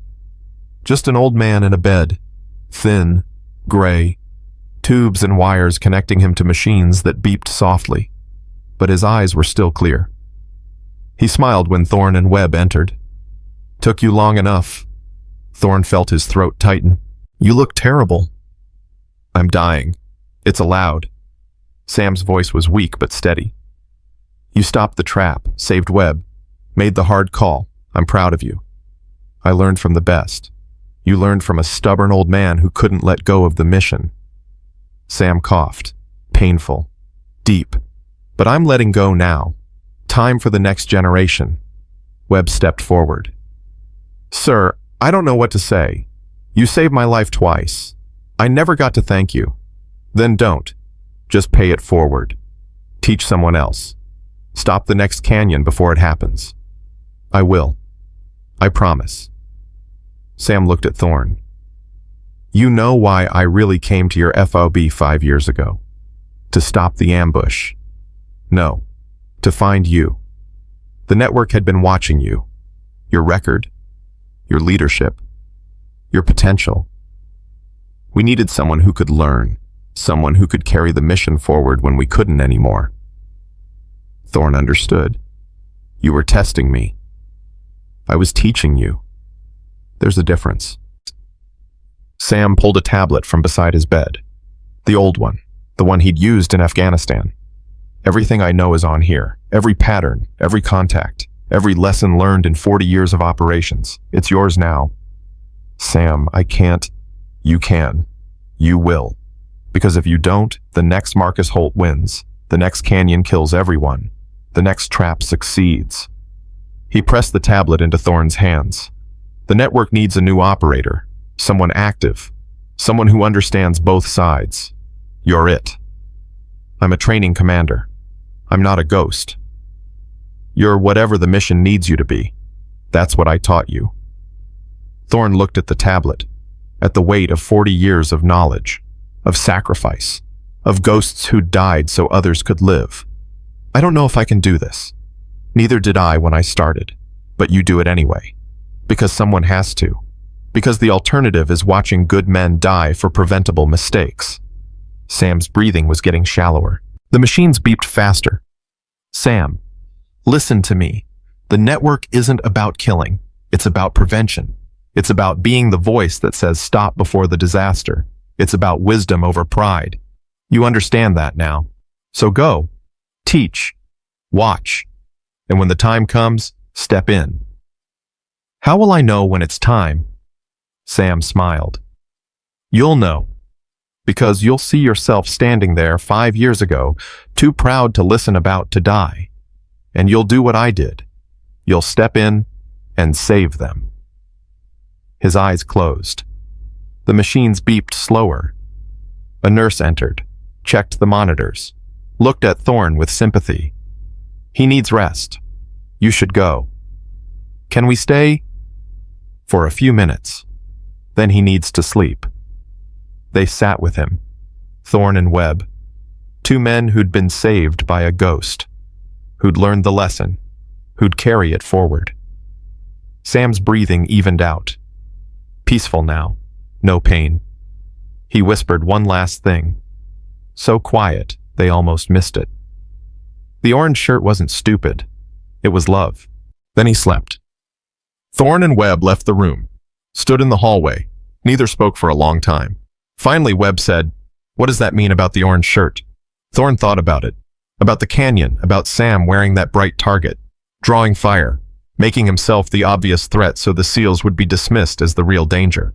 It means he loved us before he even knew us, enough to make himself a target, enough to risk everything, enough to teach us the lesson, even if we hated him for it. That's a hell of a thing. Yeah, it is. They walked out into the German morning. The sun was rising.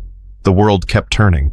And somewhere someone was about to make a mistake that would cost lives. Unless someone stopped them. Thorne held the tablet, felt its weight, its responsibility. "You coming back to the States?" Webb asked. "Eventually. First I need to learn what's on this. Need to understand the network. Need to figure out how to be the ghost they need." "Need any help?" Thorne looked at him, at the young SEAL who'd survived because someone cared enough to watch. "Yeah, I do, but not yet. Go back to your team. Keep them alive. Teach them what you've learned. And when I call, be ready." "Ready for what?" "Ready to be the voice that says stop. Ready to be the old man in the orange shirt for the next generation." Webb saluted. Not because he had to, because he wanted to. Thorne returned it. Then they went their separate ways. 2 men carrying forward a mission that had no name, no glory, no recognition. Just the quiet knowledge that somewhere someone was watching. And when the next canyon came, they'd be ready. Sam died 3 days later. No ceremony, no flag-draped coffin, no 21-gun salute. Just a death certificate with a false name and a body cremated before anyone could ask questions.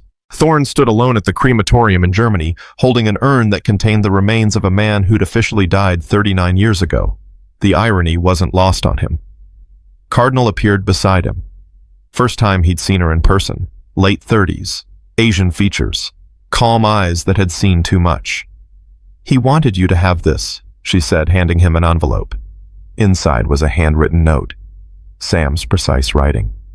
"Don't mourn me. I got more years than I deserved. Use what I taught you. The network needs you now. The tablet has everything. Trust Cardinal. She'll guide you until you don't need guiding anymore. And remember, the orange shirt wasn't about being brave. It was about being visible. Sometimes the best way to protect people is to make sure you're the one they're looking at.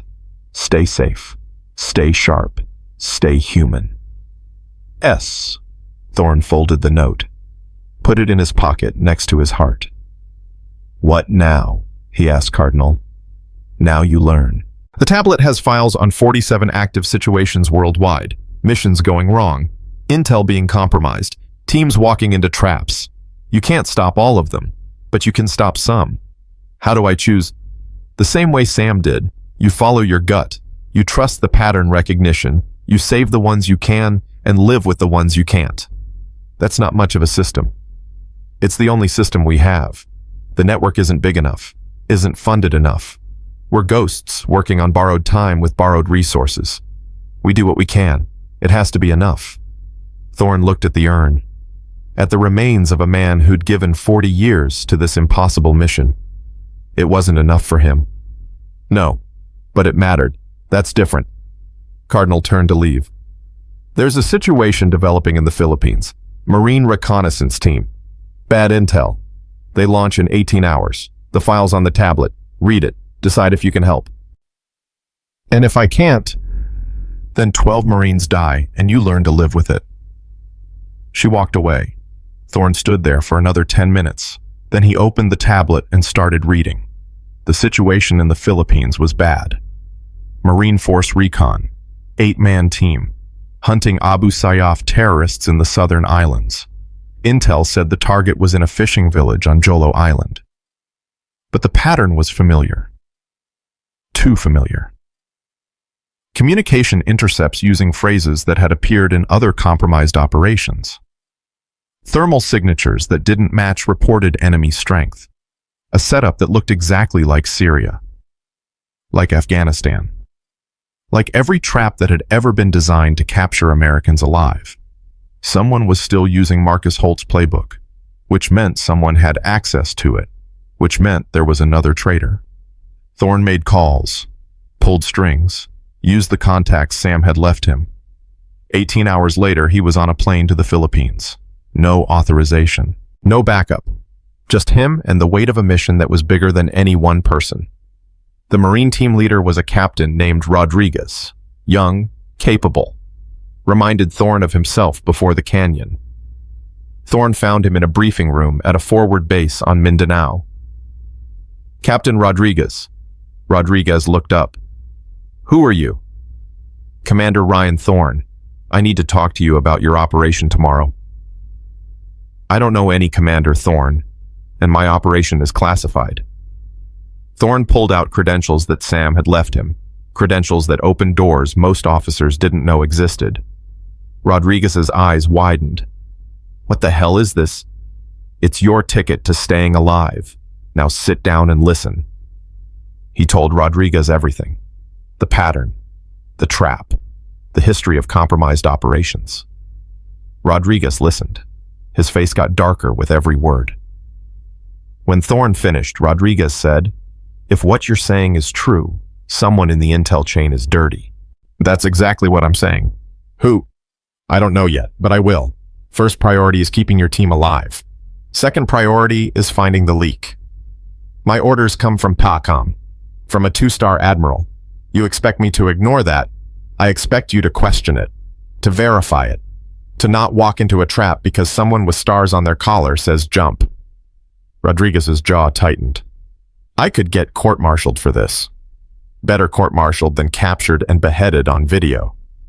That hit home. Rodriguez had seen the videos. They all had. What do you suggest? Change the operation. Different insertion point. Different timing. Different approach. If the intel is good, it won't matter. If it's compromised, you'll see the ambush waiting at the original location. Rodriguez thought about it. I'll need to run this up the chain. No, you won't. Because if there's a leak, running it up the chain tips them off. You make the call.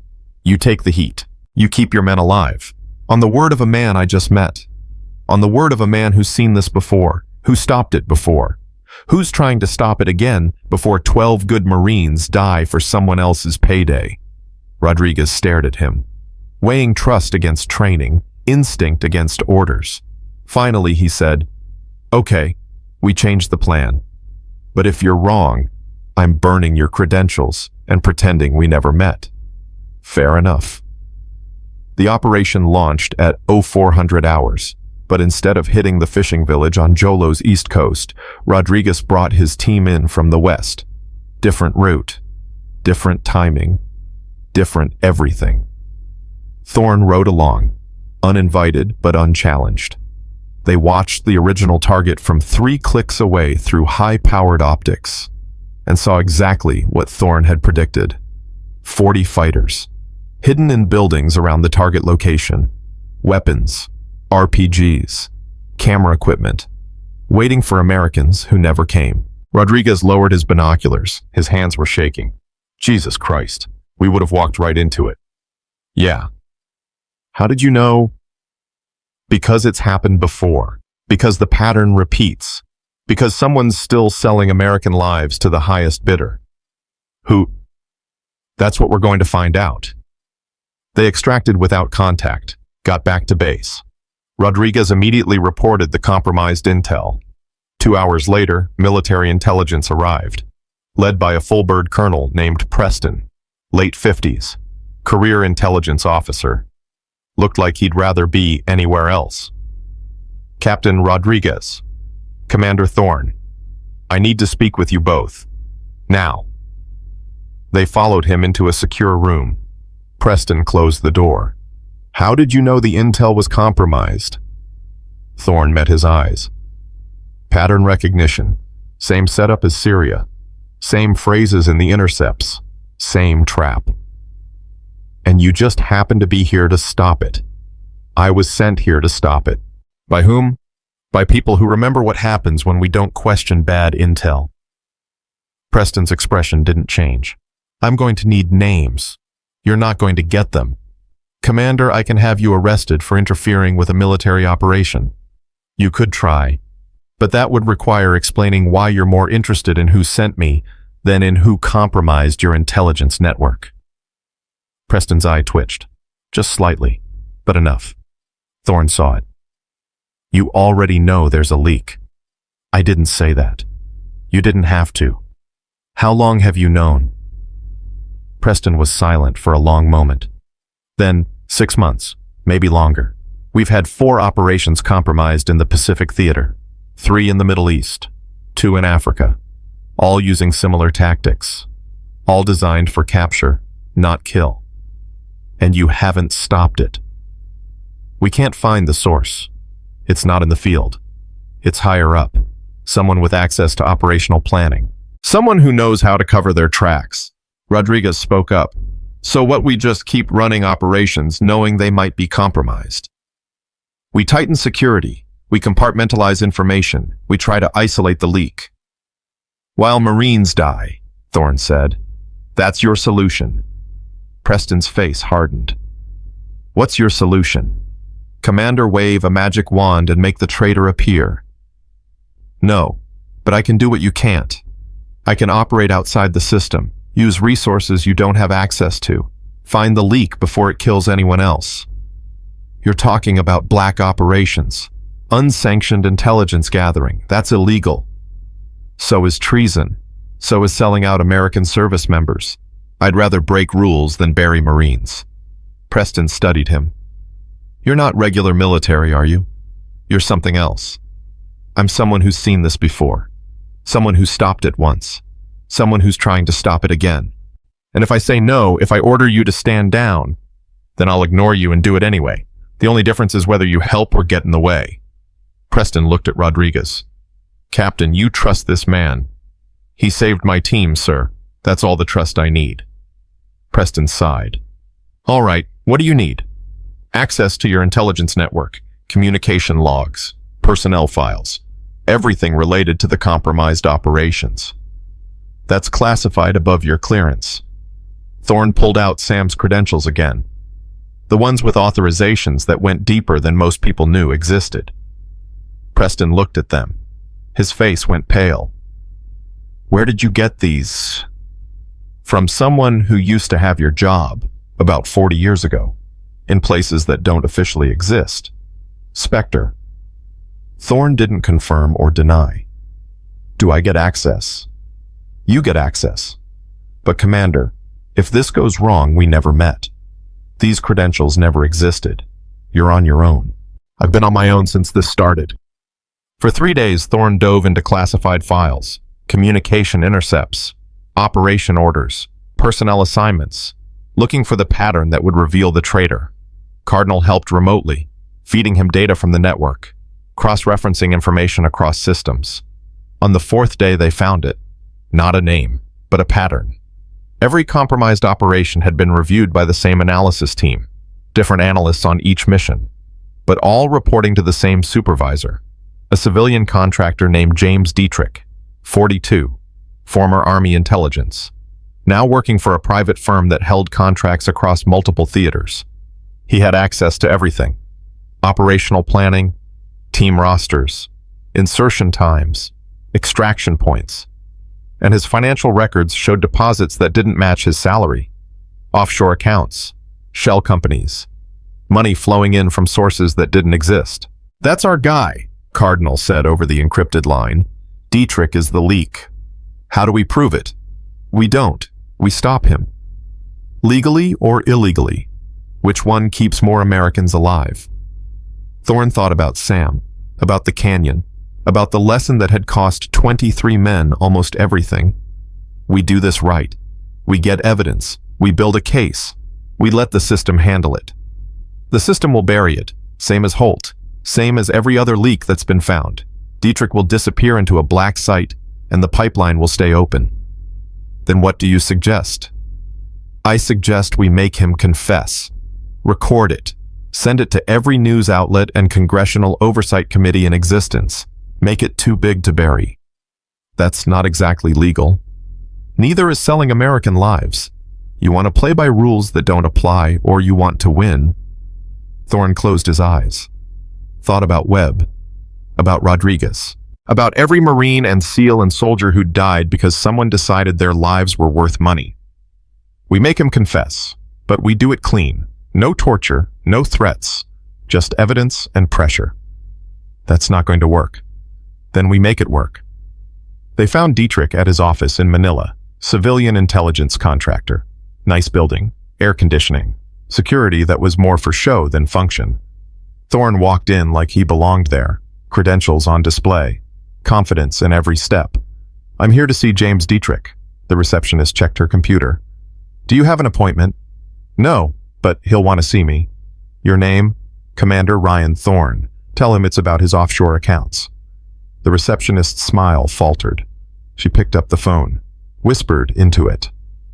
2 minutes later, Thorne was escorted to Dietrich's office. Dietrich was behind his desk, calm, composed, but his eyes were sharp, calculating. Commander Thorne, I don't believe we've met. We haven't, but I know what you've been doing. I do intelligence analysis, contract work for the Department of Defense, all above board. And how much does Abu Sayyaf pay for that analysis, or the Taliban, or ISIS? Dietrich's expression didn't change. I think you should leave.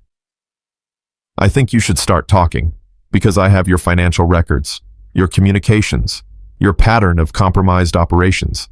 I have everything. Then you should turn it over to proper authorities. I will. Right after you tell me who you're working for, who's buying the intel, who's running the pipeline. Dietrich smiled. You don't have anything. If you did, I'd already be in custody. You're fishing. I'm giving you a chance. Confess. Cooperate. Maybe you do 20 years instead of life. Or maybe I call security and have you escorted out. Maybe I call my lawyer. Maybe I call people who make your credentials look like playground passes. Thorne leaned forward. You know what I learned from a man who died last week? That sometimes the best way to win is to be visible, to draw fire, to make yourself the target so everyone knows exactly where to look. He pulled out a recording device. Hit play. Dietrich's voice filled the room.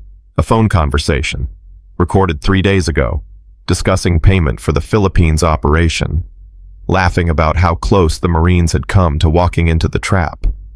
Dietrich's face went white. That's illegal. You can't use that. You're right.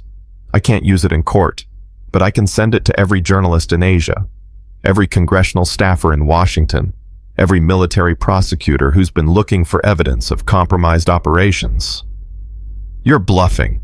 Thorne pulled out his phone, started typing. There. Just sent it to 12 different outlets. They'll run with it in 3 hours, maybe less. Dietrich lunged across the desk, grabbed for the phone. Thorne sidestepped, let Dietrich fall, pinned him to the floor. It's over. You're done. The only question is whether you go down alone or take your buyers with you. Dietrich was breathing hard, panicking. You don't understand. They'll kill me. If I talk, I'm dead. If you don't talk, you're dead anyway. Prison doesn't treat traitors well. I want a deal. Witness protection, immunity. That's not my call. But I can make sure the right people hear your confession. Give them names. Give them accounts. Give them everything. Dietrich looked up at him, defeated, broken. All right, I'll talk, but you better keep me alive. That depends on how useful you are. 2 weeks later, Thorne sat in a hearing room in Washington, D.C. Congressional Oversight Committee. Closed session. Every word classified. Dietrich had sung, gave up names, accounts, methods. A pipeline that stretched from Afghanistan to the Philippines to Syria. 12 arrests were made. 4 more traitors identified. Millions of dollars frozen. The pipeline wasn't destroyed, but it was damaged, disrupted. Enough that it would take years to rebuild. Enough that Marines and SEALs would have better odds of coming home. The committee chairman thanked Thorn for his service, shook his hand, said the usual things about duty and honor, then pulled him aside afterward. Commander, off the record, how did you really get Dietrich's confession? Thorn thought about Sam, about the orange shirt, about being visible when it mattered. I asked nicely, and he just confessed. Eventually, after I showed him his options. The chairman smiled. I'm guessing those options weren't all legal. I'm guessing you don't want to know the details. You're right, I don't. But Commander, whatever you did, it worked. You saved lives, stopped a pipeline that's been killing our people for years. That matters more than the methods. Does it? In this world, yeah, it does. Thorn walked out of the Capitol building and called Cardinal. It's done. Pipeline's disrupted. Dietrich's in custody. The network can stand down. For now, Cardinal said, there'll be another pipeline, another leak, another traitor. There always is. So what, we just keep fighting forever? That's the job. That's what Sam did for 40 years. That's what you're doing now. Thorn looked at the Washington skyline, at the monuments to sacrifice and service, at the city that sent young men to die and old men to remember. I don't know if I can do this for 40 years. Neither did Sam, but he did it one day at a time, one operation at a time, one life saved at a time. Is that enough? It was enough for him. It'll have to be enough for you. The call ended. Thorn stood there for a long time. Then he pulled out Sam's tablet, opened the files. 43 active situations remained. Teams in danger. Intel being compromised. Traps being set. He couldn't stop all of them, but he could stop some, and that would have to be enough. 6 months later, Thorn was back at the training center in Virginia Beach, standing in front of a new class of SEAL candidates. 97 this time. Young, confident, ready to conquer the world. My name is Commander Ryan Thorn, he said, and I'm going to tell you about the day an old man in an orange shirt saved my life by being too stubborn to let me die stupid. He told them the story. All of it. The canyon, the warning, the fire, the lesson. When he finished, a candidate raised his hand. Sir, what happened to the old man? He died. Cancer. About 6 months ago. Did he have family people who mourned him? Thorn thought about the crematorium in Germany, about the urn with a false name, about the funeral that never happened. He had us, the people he saved, the people he taught. That was his family. That was his legacy. Another candidate. Are there others like him, others watching? Yes, more than you think, less than we need. They're out there, watching, waiting, making sure that when you're about to make the worst mistake of your life, someone's there to stop you. How do we thank them? By learning the lesson, by questioning the intel, by checking your ego, by bringing your team home alive. Thorn paused, and by being the voice that says stop when the next young lieutenant is about to walk into his own canyon. The class was quiet. Then one candidate stood, started clapping, another joined, then another. Soon the entire class was standing, applauding. Not for Thorn, for Sam, for the ghost who'd given everything so they could have a chance. Thorn let them applaud, let them honor a man they'd never meet, a man whose real name they'd never know. Then he raised his hand for silence. One more thing. If you take nothing else from this course, take this: pride isn't strength. Humility isn't weakness, and the willingness to listen to someone you don't respect might be the thing that saves your life. He dismissed the class. As they filed out, his phone buzzed. The special one. He answered. Thorn. Commander, this is Raven. I'm with the network. We have a situation developing in Yemen. 8-man team. Compromised intel. They launch in 14 hours. Thorn looked at the training schedule on his desk, at the classes he was supposed to teach, at the normal life he was supposed to be living. Send me the file. Understood. Commander, Sam would be proud. Sam would say I'm not doing enough. Raven laughed. Yeah, he would. That's how you know you're doing it right. The call ended. Thorn packed his gear, called his deputy, made arrangements. He was going back into the field, because somewhere in Yemen, 8 men were about to make a mistake, and someone had to be there to stop them. That was the mission. That was the legacy. That was what Sam had taught him in a canyon 5 years ago, when pride almost killed 23 men, and an old man in an orange shirt decided to care. The lesson didn't end. It never ended. It just passed from ghost to ghost, generation to generation, saved life to saved life. And as Thorne walked out of his office toward whatever came next, he understood what Sam had meant in that final note. The orange shirt wasn't about being brave. It was about being visible. It was about standing in the line of fire so others didn't have to. It was about love expressed through sacrifice that no one would ever see or acknowledge or thank. But it mattered anyway, because somewhere tonight someone would come home who wouldn't have. Someone would question the intel who wouldn't have. Someone would check their pride who wouldn't have. Because an old man once cared enough to step into the fire, and now others carried that fire forward into the dark.